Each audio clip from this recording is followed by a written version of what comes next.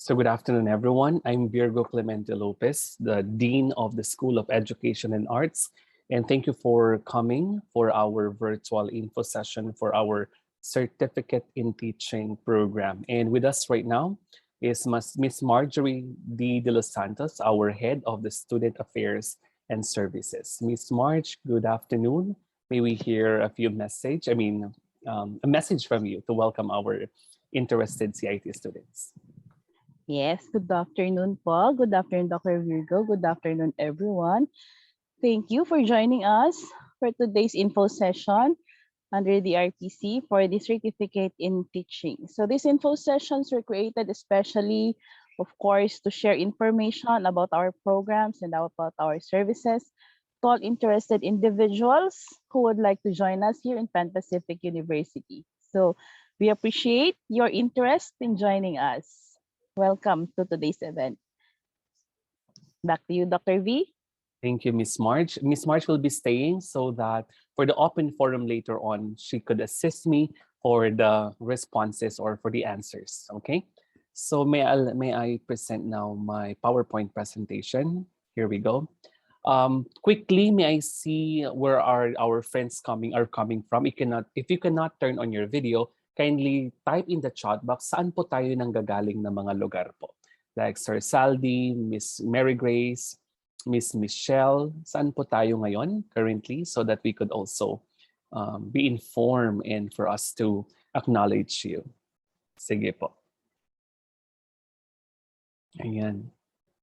Okay, so we'll just wait for your responses via the chat box. Now, let me proceed. Okay, meron na pong nag-chat. Santa Barbara po. Dito lang po sa Pangasinan. You could visit us anytime po, no? Sa Panpacific University dito sa Urdaneta. We have Mr. Malapitan is from Manila. Sir Malapitan, medyo malayo po kayo sa Urdaneta. But anyway, pag maayos-ayos na po ang ating transportation and kung meron na po tayong mga public transport, you could also come dito po sa Urdaneta. Miss Michelle is from La Union. All right, medyo stricto pa rin po ang ating borders. We have Miss Mary Grace from San Manuel, Miss Diana from Manawag, Miss Bibat is from San Manuel as well. And we still have other students or other participants joining us. So para po ngayong hapon na ito, for a maximum of an hour info session, this would be our targets. Number one is for us to present the CIT program, the Certificate in Teaching. And number two, to introduce to you our subjects because it will only be 18 units. So ano ba yung mga subject na ito? The schedule and the mode of learning because some of you are coming from different places or outside Region 1, like the one from Manila. And finally, reinforce requirements and respond to concerns about enrollment or other concerns that you might have. That's why Miss Marge from OSAS is here to help us as well with the responses. So let's get started. Let's begin with the numbers, okay? So sa CIT program, Miss Marge, am I loud and clear? Thank you.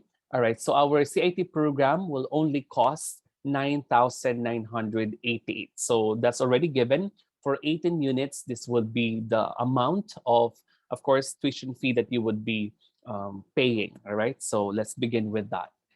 And moving forwards, let's get to know our subjects. So as you would see, there are just 6 subjects for this program. So yes, you are seeing it right. So for one term, pag natapos yun na po ito lahat, that will already be the 18 units. So you will only be enrolled at Panpacific University for one term. And for that one term, 6 na subject lang po ang inyong tatapusin because per subject, it will be credited for 3 units. And then I would like to remind you that in a term, we have 2 waves. When we say wave, this would be the division in a term. So yung 3 subject po na nakikita nyo dyan would be done or would be taken for the first wave for the first 6 weeks and the remaining 3 subjects for the following other week, all right, remaining for the first term. Okay, so yun po yung ating buong term. Now, if you would see one subject to another, ito po yung required kasi ng ating Board of Professional Teachers for you to be able to take the board exam later on. We have the teaching profession. I handle this subject.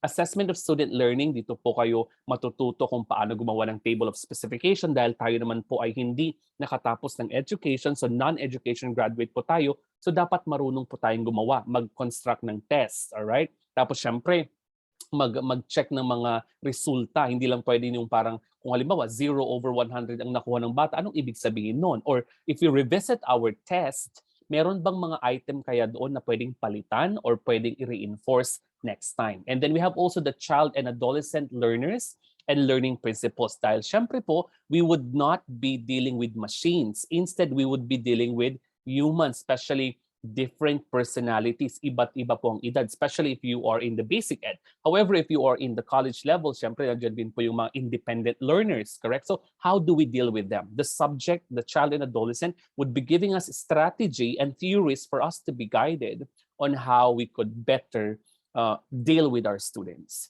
Next one, the teacher and community, school culture and organizational leadership. It takes a village to raise a child, correct? So dapat yung collaboration natin hindi lamang sa ating mga estudyante, bagkus para sa kanilang mga nanay, guardian, yung ating mga kapwa-guro, yung ating mga administrator. How do we deal with them so that holistic yung ating i-deliver na educational services sa ating mga estudyante? It will be done for this subject.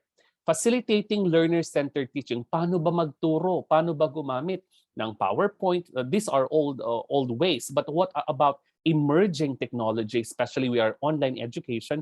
Ano kaya ang gagamitin natin at paano natin ito gamitin? Paano ituro yung content? So that will be discussed for this subject. Finally, that will also be in relation to the previous one, technology for teaching and learning too. This would revolve around emerging technology. Kasi pag sinabi natin technology, hindi lang naman yun yung hardware or something like laptops and so on. Instead, other things for us to be creative and resourceful in delivering our lessons. So lahat po ito ay nasabi ko na, 3 units per subject at makukuha po natin sa isang term lamang. So I hope we're still okay. May I see a heart sign kapag malinaw pa po so far yung ating mga naibabahaging impormasyon from your end. Otherwise, you can already type your question po para nang sa ganon ma-attend po natin later. So, okay, may papuso si Miss Diana. Thank you. So again, let me specify that this class is special. When I say special, your schedule will not fall in the regular 8 to 5 p.m. Bakit po? I know most of you are working. Sige nga po, pa-type sa chat box. Are we working or currently nasang industry po tayo? If you don't mind. For example, may mga estudyante po kami from BPO. May mga estudyante rin po kami mga English tutor. What else? May mga teacher kami or may mga estudyante kami na nursing faculty. Yun nga lang, kailangan kasi kumuha ng licensure exam. How about you here? We would love also to know. All right? So yun ating spectrum ng ating mga estudyante. We have also OFW students. Ang isa nasa not Iraq, in the Middle East, all right? So kung saan man po kayo nanggagaling, kaya po siya special class dahil lang sa ganun, we know that you have busy schedule. So it would be just right for us to have the class from 5 p.m. to 9 p.m. Syempre magtatanong po kayo, gabing-gabi? So ibig sabihin po, kailangan po ba nating tapusin yung 5 o'clock to 9 p.m.? Not necessarily po. Paunaan ko na po, no? In our university for online learning, di ba marami pong na-stress na mga estudyante, may mga nag-rally sa Baguio City, di ba may mga calling for academic break and so on. Now, for this purpose, for the 5 to 9 p.m., let me clarify na yung first hour lang po doon ang allotted for your synchronous class. Meaning, the faculty members are encouraged rather to conduct the classes for the first hour. At kung sila man po ay mag-extend, they have to inform you. All right? So at most, 1 hour lecture per week lamang po ang aming ginagawa. The rest of the week, definitely, it would be allotted for your online or rather asynchronous classes. For example, you have to interview, you have to construct test questions, you have to read, you have to come up with reaction papers, and the like. Anyway, you will be given ample time to really work on this requirement. So ulitin ko po, no, the 5 to 9 p.m., yung first hour lang po doon, depending on your agreement with your faculty. For example, most of you will only be available at 6 to 7, so the lecture will be done 6 to 7 p.m. The rest of the time would be allotted for your asynchronous, for the continuation of your activity, or your independent study. Okay? Pa-heart naman po ulit kung malinaw yung schedule part na Hindi po natin ibig sabihin na you have to stay on cam and for you to join the Zoom from 5 p.m. to 9 p.m. Instead, 1 hour lang po yun. And for example, kung hindi naman po kayo maka-attend, the faculty members are required to record every synchronous class and every recorded class will be uploaded sa Google Classroom po natin. At pwede niyo pong balikan anytime. Okay? So the classes would be from Mondays to Saturdays. So yung isang subject, ang magkapareho pong araw ay Monday and Thursday. So yun po ang schedule ng isang subject. Yung isang subject naman po, Tuesday and Friday. So yun po yung magpa-partner for us to be organized. Now let me move on. Additional subject though, since you're only required to take 18 units, this is optional, all right? So if you still want to reinforce your learning in the first term or in that one term, ino-offer din po namin yung tinatawag nating course audit. So when we say course audit, parang pagpapalalim po ng ating mga natutunan sa mga subject na yon. And yung mga hindi nyo po na-take na professional subject na hindi naman na required pero kailangan sa board exam will all be taught in this special course, which is the course audit for 3 units. So this is self-directed. This is delivered online, e-learning po siya. I don't know if you have tried test the courses, yung parang may video, tapos afterwards, or rather may pre-test, may video, may notes, may post-test. That would exactly be the mechanism or the scheme for this course audit. So anytime you could go online, pag hindi ka pa makatulog ng 2 a.m., di ba? Kasi karamihan sa atin, iba ng body clock, you can go online and proceed with the course audit. But again, this is only optional. If you would like to enroll, then let us know later on. Okay po? So ibig sabihin, pag may additional kong course audit, hindi na lang po 18 ang lalabas sa iyong TOR from Panpacific. Instead, ang lalabas po dyan ay 21 units. So ano pong implication nun? Of course, your employer would love to see more units in your TOR. And of course, kung magtuturo ka eventually, makikita doon na mayroong pagpapalalim pa doon sa mga natutunan mo apart from the 18 units. Yun lang naman. But again, this is not required. Next po. Okay, so enrollment requirements na tayo. So if you're already convinced to enroll, let me present to you the requirements. This is so important, transfer credentials, and please make it sure that the TOR has the notation copy for Pan-Pacific University. Kasi dapat po yun ang specification. Siyempre, pandemya pa rin, correct? At siyempre, wala pa rin kayong oras at panahon. So it's okay po na kung meron kayong copy of grades, true grades, yun lang po muna ang inyong isi-send. Now, it could be scanned for now, but eventually yung transfer credential from your previous university with notation, it should be sent, the physical copy should be sent to us here in Urdaneta City, Pangasinan. But it would somehow, you will be given time to accomplish that. So right now, para maka-enroll po, the scanned copy and your copy of true grades could be sent to our email sa Office of the Admissions and Scholarships. I'll be giving you later on the email, and Ms. March would also reinforce these requirements. And finally, birth certificate or the PSA. So again, scan copy will do. And then the start of classes, syempre po, excited po kasi tayo na kailan bang pasukan. So you would already be enrolled for the second term. Anyway po, trimestral po kasi ang university natin. So the second term would start on January 19, 2022. Yan po ang unang araw natin. No? So marami pa rin pong oras at panahon. At kung meron pa po kayong mga kakilala na gusto rin maging guro at mag-take ng board exam, please refer this to them. So 6 weeks po ang ating per term.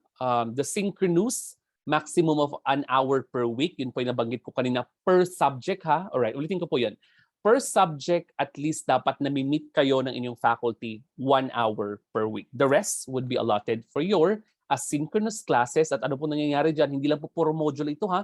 There's independent study with consultation. Let me clarify that. Hindi po ibig sabihin na katulad sa elementary, module lang ng module, pwedeng ipagawa kung kahit kanino. Instead, may consultation po yan. Halimbawa, it's somehow not clear for you yung task, or you would like to know whether in a way, may improve pa yung paper mo. So the faculty members during your asynchronous schedule are free to be consulted. Or if not, meron pong oras at araw doon na pwede nyo silang i-consult. And they follow that. And of course, I monitor that, including the Office of the Student Affairs. Now, all classes, our official learning management system is Google Classroom. Okay? So, pa-thumbs up nga po if we have tried at kung tayo po adept na sa Google Classroom, mga kaibigan. Come on, we would like to know. I believe naman po siguro, no? Otherwise, kung hindi din po tayo adept, our Office of Student Affairs, they have info video on how to actually utilize the Google Classroom. Okay? Tapos, meron din tayong collaboration and coordination through official email in Google Chat. So as much as we want to coordinate via Facebook or Messenger, our university has a policy for us to be formal in our coordination. Google Chat lang po ang ating communication. And of course, your official PU or Panpacific email that would be given to you as soon as you are enrolled. Okay? Para din po syempre sa inyong data privacy at para din po formal ang ating mga communication. Ayan. So meron po bang questions so far sa ating latest information? Otherwise, please take note of them and we would attend to them later on. So sharing of learning experiences, be inspired to finish 18 units in pandemic and beyond. But before that, I would like to papyawan ko lang po no, yung specialization ninyo, kung ano po ang ninyong mga natapos. Sige nga po, via chat box, what did you finish? Kasi po requirement for you to be enrolled in the 18-unit program or CIT, dapat nakatapos po kayo ng 4-year course or bachelor's degree of any bachelor's degree. So we would love to know, ano pong natapos natin? Miss Diana finished tourism management, all right. How about the others? Tourism din. Sige po, keep your answers po coming. Sige. Now let's try, tourism po sila karamihan. Let's try to check ano po ang magiging specialization nyo. So definitely, you are not elementary teachers. Instead, you would be secondary teachers. And in the secondary, board licensure examination for teachers, meron pong additional subject maliban sa general education at professional education, meron po tayong specialization. So ano po ang specialization ninyo? According to the PRC Resolution number 51, series of 2016, ito po ang magiging specialization ninyo. For our biological sciences like me, because I would like to share with you that I'm also not an education graduate, instead I'm a nurse by profession. So I took 18 units as well at Benguet State University. And when I took the board exam for teachers, my specialization is biological sciences. Kasi yun po yung aking course or bachelor's degree. Ayan. So lahat po yan, Bachelor of Science in Nursing falls under biological sciences. Okay, next one po tayo. So lahat na may kinalaman sa medical-related course, biological sciences. Physical sciences naman po ang inyong magiging specialization kung any of these courses ang inyong natapos. Mathematics naman po kapag ito ang inyong mga natapos. Huwag naman sanang tourism, hindi ba? Kasi ayaw nyo ng math. Sorry, let me go back. Meron po bang tourism dito? Wala so far. Next po tayo. English naman kapag any of the language courses.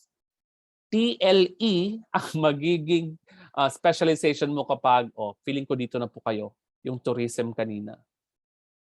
Merong tourism ba? Sorry. None, let me see. Entrepreneurship, technology, all right, fine arts, agri, interior. Okay, wala pa po. Business agri, pag ito naman po, MAPE, kapag yan ang mga tapos mo, values education, kung ano naman dyan. And social studies po ang inyong specialization, if any of these.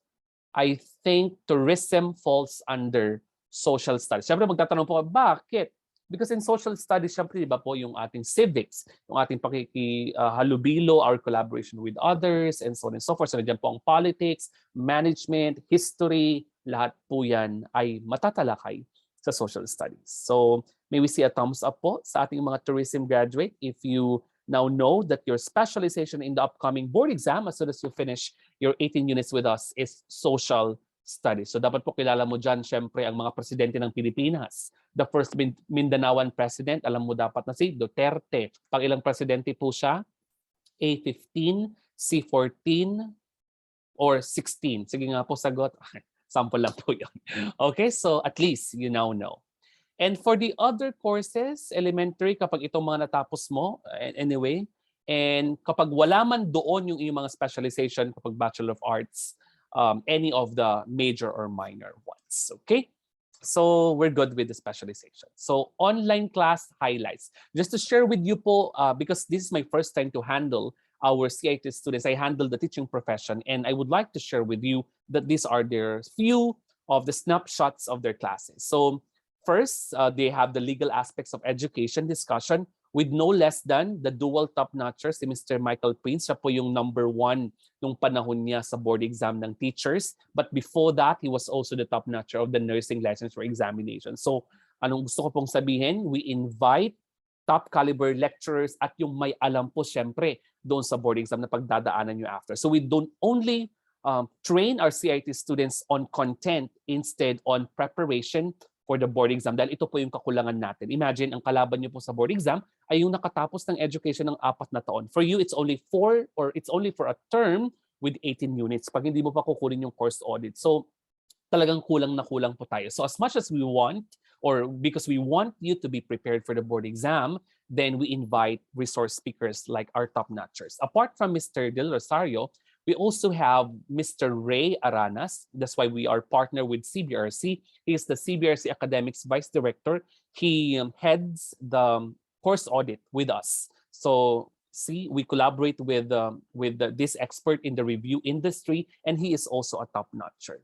And finally, kung gusto niyo po ma-inspire, we also inspire our CIT students to finish the course and at the same time to prepare for the upcoming board exam. We have here Miss Aya Siraspi, the viral laptop notcher. She's from Romblon. Kung ewan ko po kung napanood nyo sa TV Patrol, she's the one with mangingisda ang kanyang tatay, tapos yung bahay nila ay parang kubot lang talaga, tapos walang makain nung panahon niya, but through exerting effort in the board exam, nabago po ang buhay niya. Sabi niya nga, hindi man po makita ng tao yung laman ng tiyan niya dahil hindi siya kumakain, they will definitely see the capacity of her brain. And she did pass, and not only pass, but topped the board exam during her time. So, ang gusto ko pong sabihin dito, we don't limit and we don't study traditionally, especially with online education, that everyone could be part and could join our online learning. We could bring people who can give you more and who could inspire and inform you beyond the content, but rather about life and of course about the profession. Ayan. And some testimony of the students. This is given by Miss Diana Del Valle. She's a current student now. She's thanking us because we are her first professors. And according to her amazing lectures, this did not come from me, and discussions, and for all the challenging projects. So sana po, no, nung nakita niyo yung challenging projects, wag po kayong umatras. Bagkos, pag sinabi po kasi nating 18 units, you're not just enrolling because you want to pay us. And when you pay us, it means we give you your transcript of records. No, because at the end of the day, ladies and gentlemen, being a teacher doesn't mean you finish and you teach. Marami na po kasing teacher ang, let me put it in the context. Napaka-critical po kasi ng gawain ng guro, tama? May I say a thumbs up if you believe me that when I say that critical ang pagiging guro, lalo po sa panahon na to. Ang mga bata puro TikTok, tama?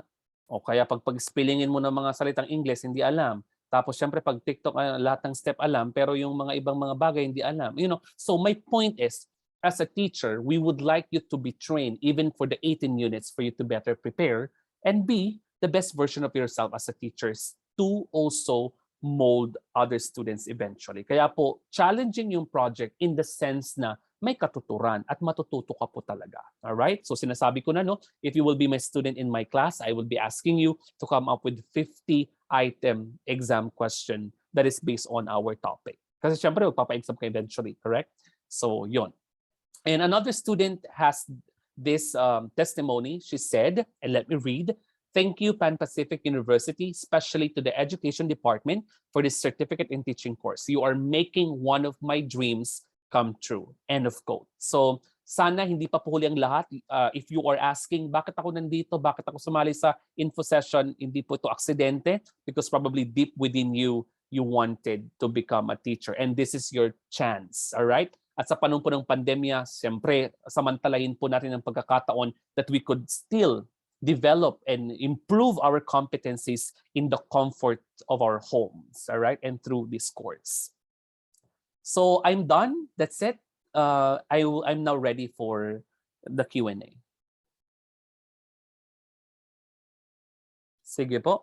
If you can also turn on your camera para po mas magkakapagkita-kita rin po tayo. Anyway, tayo lang naman po ngayon. Any question po so far? Miss Marge and I are ready to attend to your questions. Or Miss Marge, while waiting for the question, anything to add po? Baka may nakalimutan po ako, Miss Marge. Thank you. Wala naman, sir. Yung ko na lang, do you have the ko na lang din for the online admissions and online enrollment? Sige po, meron ako doon sa towards the end part po. But you can already okay. mention po. Sige. Okay lang naman. So let's wait for their questions if they have any questions. But just to add na lang po with regards to the requirements is that kung ano yung available na dala nila, for example, yung hindi pa for Panpacific na request, okay lang yon. Just for us to have something for the evaluation. Kasi we had encountered something na rin in the OSAS, yung sa nagbigay si Sir Toquero ng list ng mga students ng CIT na hindi nag-accept ng Google Classroom. So, one of them, hindi siya nag-accept. So, we emailed, we called. So, yun. So, sa tawag, sinabi niya na hindi siya qualified because he did not graduate a 4-year course. Kumbaga, parang 2-year course lang yung nakuha niya. So, hindi siya qualified for the CIT.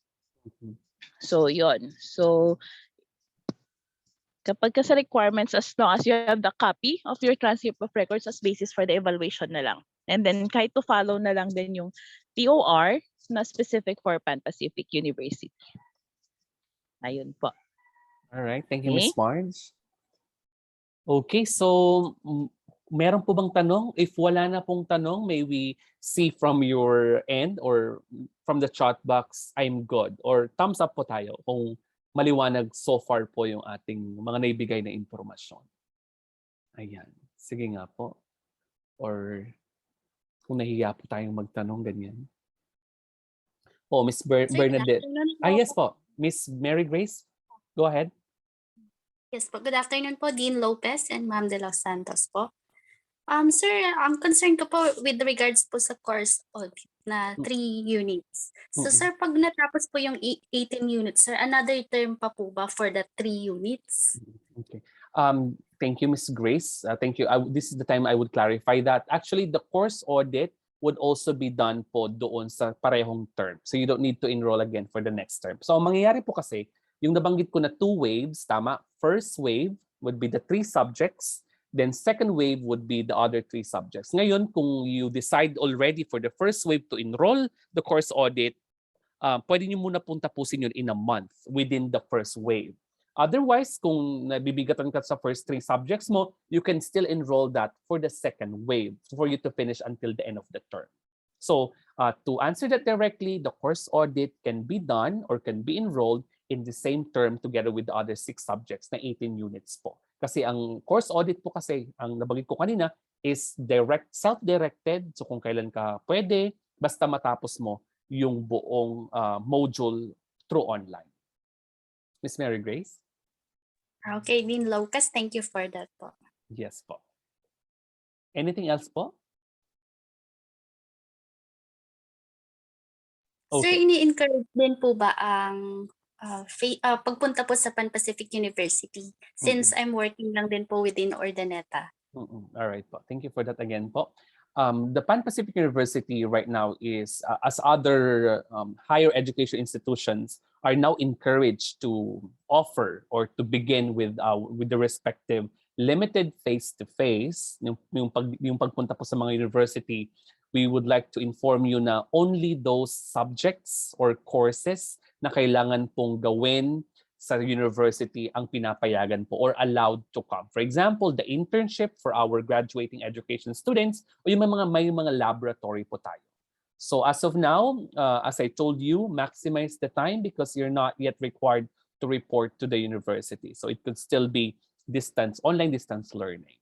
Pero kasi eventually siguro, by the time na second term or third term, baka punta na kayo ng university. So this time, Miss March, right? It's still only those courses na nangangailangan na pumunta sa university or yung off-campus na sinasabi for internship. Miss March? Yes, Dr. V, you're right. So the only allowed courses or programs na mag-limited face-to-face, sila lang po yung ina-allow na pumunta. But if you're asking if you can transact face-to-face in Panpacific University, yes, you could. Okay, you can come. So our office hours, 8 o'clock to 4 o'clock p.m. So Monday to Friday only, wala po kaming Saturdays. So if you would prefer like to come and submit your requirements face-to-face, it's okay po sa amin. Walk in, it's okay po sa amin. Just observe the minimum health protocols. Okay. Thank you, Ms. Marge. May tanong si Ms. Diana. May bumabagsak. Okay, let me be honest this time because apart from I'm the dean, I also teach one subject and I'm already done with the grades. So out of 30 enrollees from this ongoing term for the first wave, wala namang bumagsak sa klase ko for first-hand experience, but I have 3 students with 3 of them unofficially dropped. Let me explain in a while. And then 2 of them incomplete. So to answer the question, Ms. Diana, walang bumabagsak, but 2 categories happen. Number 1, you are marked unofficially dropped if, for example, hindi ka pumasok. When I say pumasok, hindi naman check yung attendance, pero wala kang na-turn in na kahit isa sa mga requirements. Because as I told you, you have a synchronous activity every week. Kung pang-4 na linggo na, wala ka pang nasasubmit dun sa mga deadline, you will automatically be dropped unofficially, meaning hindi ka na pumapasok. At yung pagpasok doon, I'm referring to turning in your requirements. Kasi nga, at Panpacific, as I told you, kung hindi ka makapasok because of your work during that time, you go back to the recorded lecture and comply accordingly. Okay? So that's unofficially dropped. Secondly, INC ang iyong mark kapag you are submitting homework or submitting your activities, but you failed to take the final exam and or you failed to submit the major requirement for the course. Then you will be marked INC or incomplete. Now you are given the whole month, you're given a month to comply so that the INC would be given credit and your grades would be reflected in your, of course, in your form or in your grading system. Okay? So I hope I answered that. Miss Diana? Ayun. Sige. Meron pa po ba? So wag po tayong matakot. Basta we're no longer undergraduate students. Okay? May I say that? Because whether we like it or not, parang tong grad school, no, na we're done with our bachelor's degree. So we're now more responsible. We know our priorities. We know how to manage our time. And once we enroll, this is coupled with the commitment for us to do our share. When I say do our share, the faculty will teach, we would deliver everything that we need to deliver. From your end, you'd also do your part. So that, as I said, magiging guro po kasi kayo. Hindi naman sa pagmamalit sa ibang profesyon, pero ang pagiging guro ay isang advokasya, ito ay isang bokasyon na hindi lang po basta-basta. Siyempre, mag-check ka ng mga grades, mag-guide ka ng mga estudyante. You're literally helping us prepare the future of everyone, right? So yun naman. And I'm always open. I have students na, let's say, right, Miss March, ang daming mga email, then we respond like on the day. All right? Tapos halimbawa, sir, yung ganito, ang daming pinapagawa. I talk to the faculty. What else? Sir, ganito, wala pang nagkaklase. I talk to our technical team. Sir, wala pa po ako sa Google Classroom. All of this could be settled with the help of OSAS and with my office in the School of Education and Arts.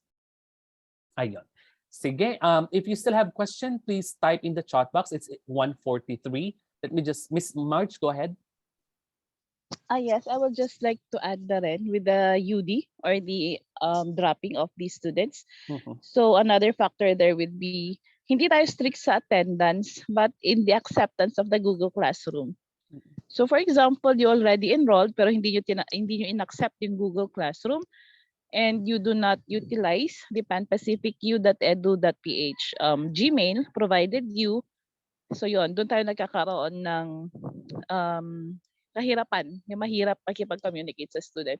So yun lang, would just like to yun nga yung sabi ni Dr. V kanina with regards to the Google Workspace. So if you are not well versed or well equipped with the Google Workspaces, so you can request for us to give you info session or information dissemination with regards to how to use our Google Workspace because our LMS is based on the Google Workspace. Yun po.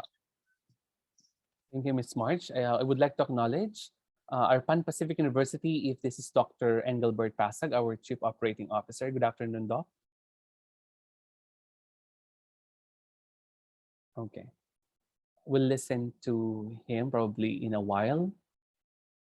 Okay, so we're done with the forum, but still, if you have questions, please type them in the chat box. Now, the enrollment period would be from January 3 to 15 of the coming year, 2022. Okay, so as I said earlier, January 19 pong pasokan, pero ito yung time period po for your enrollment. Pero kung gusto niyo na pong mag-enroll this time or mag-register, you can go to bit.ly/welcome to Panpacificu para po mag-register na po kayo for the second term. Okay?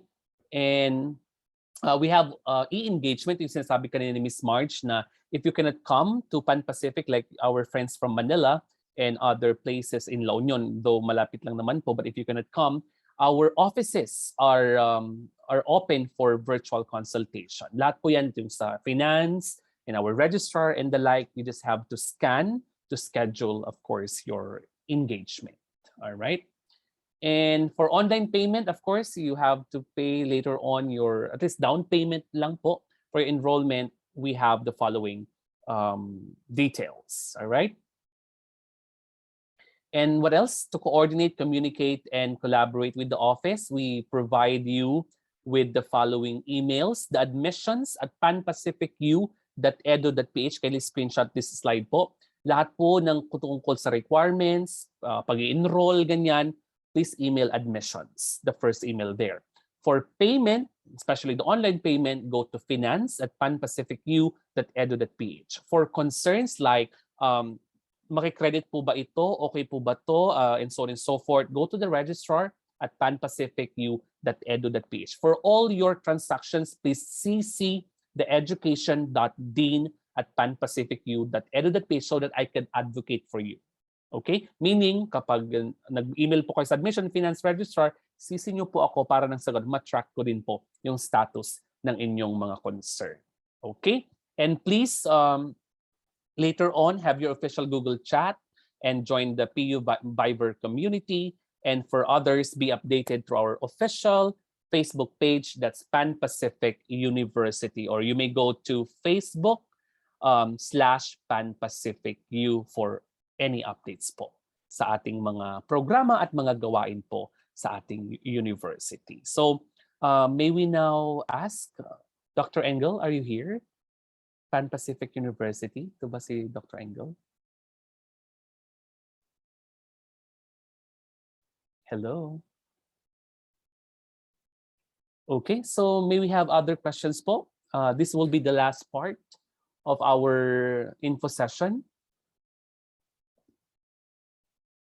Okay, so if there's no more question, on behalf of our administration, our university president, Dr. Rhonda Padilla, our Chief Operating Officer, Dr. Engelbert Pasag, and of course, thank you, Ms. March, for joining me this afternoon. I do appreciate your presence this afternoon. And to our friends, go Ms. Margie for additional announcement. Wala naman na po. So thank you everyone po for joining us. Dr. Engel is here. Ayun na si Dr. Dr. Engelbert. Engel. Good afternoon, Doc. Okay, it's actually very hard to do these things on a Saturday because I'm also driving, just like Dr. Carl kanina when we were in the webinar. But thank you, Virgo, for organizing this afternoon's info session. We'll try to do more because I've seen the list of possible participants for CIT. Sobrang maganda uh, yung numbers. We'll try to repeat this info session. So in case may nahihiya pa dito na magtanong, you can ask questions, more questions next time, or even invite more of your friends. Take the chance because it's only for one term. One trimester is 13 weeks. So I hope this is the fastest CIT that I've ever seen here in the Philippines. But of course, the best CIT because it will be supported by the top-notchers like Seraspe.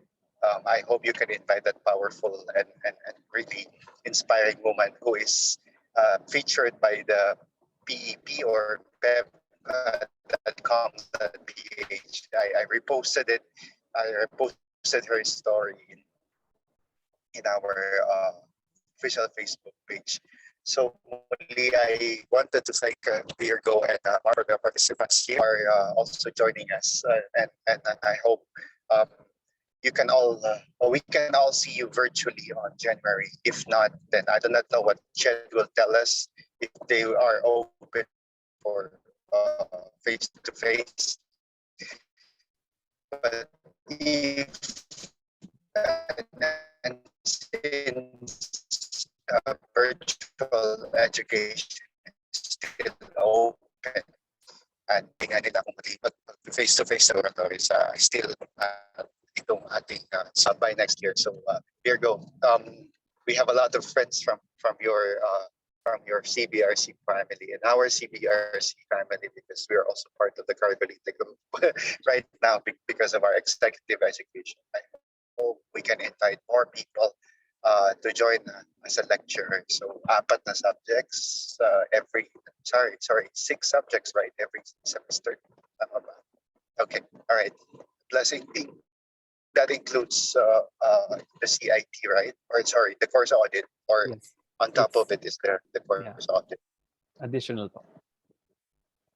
Yeah, so it's the review at the same time kasama nung ating so it's packaged all throughout. So I hope everyone can just take the opportunity also. So maraming salamat, and I hope again you'll have a safe Christmas, everyone, and we hope to see you here at the Panpacific University, virtually or even face to face. Thank you again.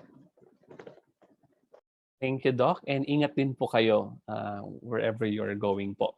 So that's it, Miss March. Maraming salamat. And to our technical team, Mr. Nathan, for hosting the Zoom. And to Miss Mary Grace, Ma'am Michelle, Miss Diana, Sir Malapitan, and Miss Bernadette. We hope you could invite more as the invitation of our Chief Operating Officer so that mas marami, mas masaya po tayong mag-aaral later on. So with that, have a great afternoon po, and we would see you again for our next virtual event. Good afternoon, everyone. Thank you po. Good afternoon po. Thank you, everyone. Bye.